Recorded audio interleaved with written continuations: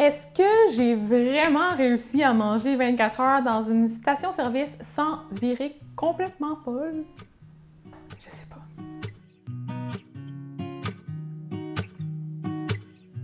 Allô tout le monde! Donc, je vous retrouve dans cette capsule avec un défi particulier que j'aimerais peut-être éventuellement reproduire dans différents endroits, mais cette fois-ci, je l'ai faite dans une station-service, donc un dépanneur en bon québécois.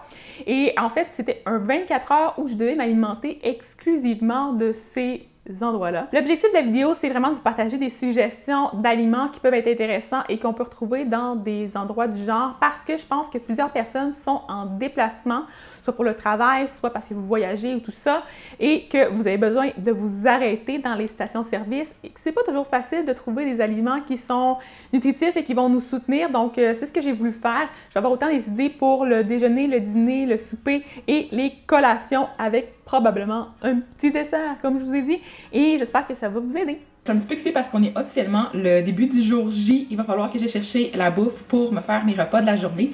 J'ai commencé un petit peu du mauvais pied parce que ce qui est arrivé, c'est que j'avais un appel de prévu ce matin et c'était avec des gens en France parce que je vais faire un contrat à Paris au début du mois de novembre pour une belle compagnie. Puis j'espère que ça va être... je vais pouvoir en parler bientôt en fait, là, ça va être dévoilé plus officiellement. Fait que c'est ça, c'était comme beaucoup de boulot ce matin. Fait que là, il est rendu quasiment 11h. Puis j'ai pas encore déjeuné, j'ai pas encore mangé parce que j'avais pas de nourriture avec moi malheureusement parce qu'il faut que je la chercher.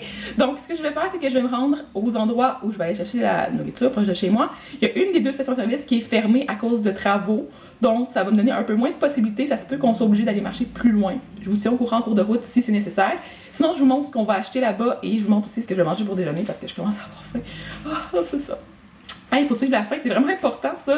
D'ailleurs, j'en parle dans mon livre. Si vous ne l'avez pas vu, je vais mettre le lien dans la barre d'infos en bas.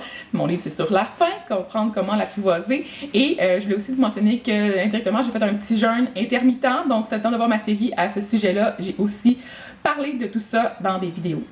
Fait que j'y vais. On va finir par se rendre, je pense. J'espère qu'on va y arriver. Je suis donc rendue jusqu'à la station-service avec mon sac réutilisable et beaucoup d'espoir de pouvoir trouver des aliments sains à me mettre sous la dent. Et finalement, ça n'a pas été facile. Je vous l'avoue, il y avait beaucoup de croustilles, donc plein de choix, mais c'est pas nécessairement super nutritif pour une journée complète. Donc ensuite, il y avait aussi beaucoup de bières, des boissons sucrées, des petits bonbons, donc une tonne de variétés avec de la gomme aussi. Il y avait plusieurs types de noix, donc ça c'est intéressant.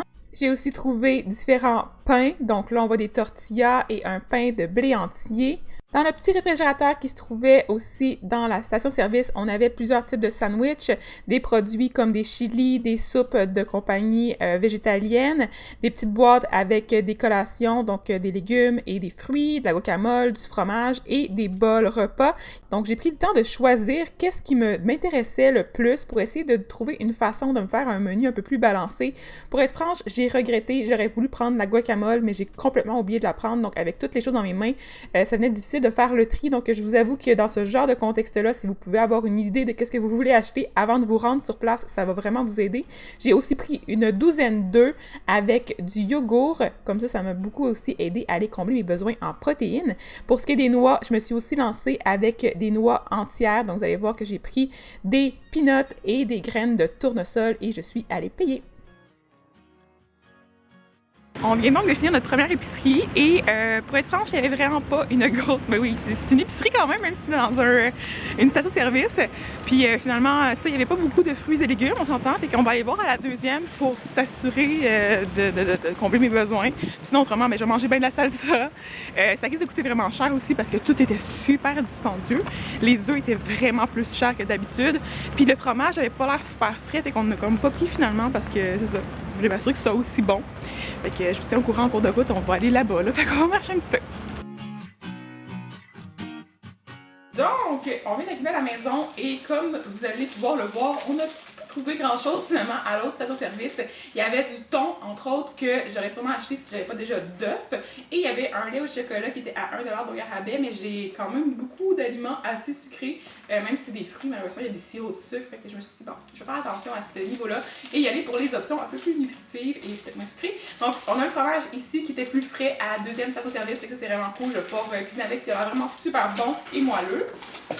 Ici, on a une soupe campagnarde du commensal, puis pour être franche, elle est vraiment salée, mais c'était pour aller chercher un peu plus de légumes, mais tu sais, on s'entend que les valeurs nutritives dans une soupe du genre sont peut-être un peu moindres là.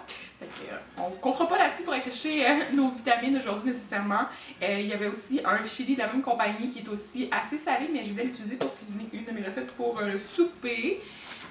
Ensuite, il y avait un petit paquet comme ça avec d'autres fromages, avec un petit peu de pommes et des raisins. Fait que ça va me faire une collation où je vais l'ajouter quelque part. Je sais pas trop encore exactement ce que je vais en faire. Ici, il y avait du pain qui est en fait grain entier, donc c'est bien pratique pour aller chercher plus de fibres et c'était comme une des seules options de grain entier disponibles. Je voulais au début acheter des croustilles de maïs pour pouvoir me faire quelque chose avec le chili, du fromage, avec un peu à la mexicaine. Finalement, je me suis pris ce pain-là et on va voir qu'est-ce que je vais cuisiner avec. En plus, c'est beaucoup plus versatile que des croustilles, donc ça va être pratique pour le déjeuner également. J'ai pris des peanuts comme ça avec leur écaille parce que ben, ça coûte moins cher. C'est le fun aussi parce que ça fait des petites grignotines, ça nous occupe un petit peu les mains pendant qu'on mange. Et je vais pouvoir en mettre dans mon déjeuner également, fait que je vais vous faire un petit quelque chose de le fun. Il est où? Il veut venir me voir. J'ai trouvé 2 petits paquets de fruits comme ça. Quand je vous disais que c'était assez sucré, ben c'est ça. Hein? Les fruits que j'ai trouvés, c'est dans un sirop. Je suis même pas sûre si c'est un sirop de sucre, pour être franche. Ouais, c'est dans l'eau légèrement sucrée. Puis celui-là, c'est un sirop léger. Fait que celui-là, il est moins sucré que lui. J'ai trouvé aussi une douzaine d'œufs et c'est des poules en liberté. Mais l'affaire, c'est que c'est quand même pas mal plus dispendieux que ce qu'on trouve habituellement à l'épicerie. Et avec ça, j'avais aussi un yogourt qui est malheureusement à la vanille, donc c'est plus sucré que ce que j'ai l'habitude de manger. J'avais aussi des petites graines de tournesol et finalement de la salsa pour compléter le tout, tu sais. Ma seule source de légumes quasiment de la journée, c'est triste. Je voulais à deuxième endroit chercher du maïs en conserve. J'espérais qu'il y en ait, puis finalement, il n'y en avait pas. Fait que je vais vivre avec ça, je vais faire mon déjeuner, puis je vous montre la suite bientôt. Non. Bon, est-ce qu'on ramasse, Léo?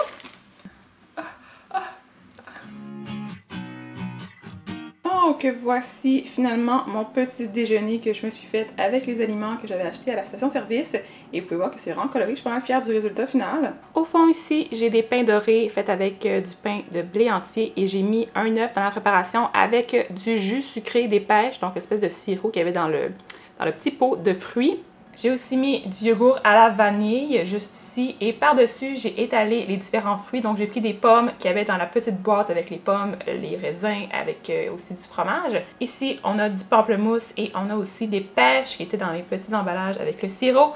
Et j'ai mis des arachides hachées que j'avais achetées entières et que vous pouvez voir juste ici. D'ailleurs quand je cuisinais j'ai mangé quelques arachides en extra. Pour le dîner, je me suis premièrement fait une toast garnie avec de la salsa, un œuf miroir et du fromage cheddar râpé.